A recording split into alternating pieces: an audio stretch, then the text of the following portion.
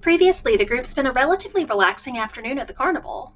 Sean played Fortune's Gambit, a poker-like game played with dice, and completely wiped the table with everyone else.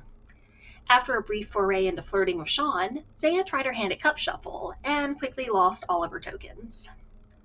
Meanwhile, the great and powerful Oz the Roo ended up winning at the Arena of Bruises, albeit by the literal skin of his teeth, and also some subtle healing from a nearby Tornak. Keelan and Oz headed to the horse races a bit later, where a somewhat confused Oz was surprised to realize that he'd signed up to actually ride a horse instead of just bet on them. Meanwhile, Keelan slipped away to cast Speak with Animals and blatantly bribed his horse with all of the sugar cubes if it did its best to win. With some help from Oz, who knew his size wasn't particularly conducive to being a jockey, Keelan won easily. And then he started making plans on how to possibly steal a horse. Elsewhere, the Battle of the Bards began. Some of the groups participating did very well, while others very much did not. Tornak went last, and he performed a song he wrote called Kari's Song. While a few others did well, Tornak clearly won, hands down. Meanwhile, Taria went to the fortune teller at the carnival to have her fortune told.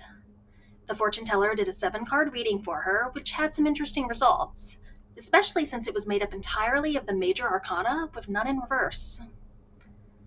By that point, the group had more than enough tokens to make it backstage, and Tornak gave the extra ones they'd gathered to some nearby children.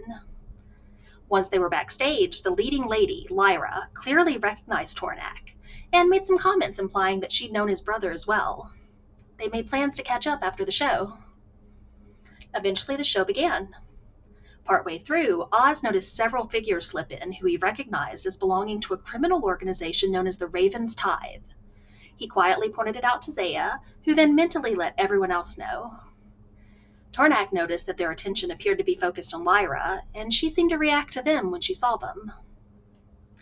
As Lyra slipped backstage for a scene change, Tornak grabbed a piece of the scenery and used it as a prop to get himself backstage as well. She told him that she'd gotten in with a bad crowd, and he agreed to join her afterwards as they both knew she'd have a meeting once the show was over. Elsewhere, as the fantasy version of the Benny Hill theme played in everyone's heads, Keelan tried to talk his way backstage and failed rather miserably. Then Taria put on her best Sean impression and walked right back, running into Lyra and Tornak a moment later. The show went on, and once it was over, the group gathered with Lyra after Tornak confirmed that she was fine with all of them coming. The individuals from the Raven's Tithe made it clear that she owed them for something that had happened in the past. They told her that they had a job for her that night, and her friends were welcome to join in if they wanted. They'd see her in an hour. And that is where we left off.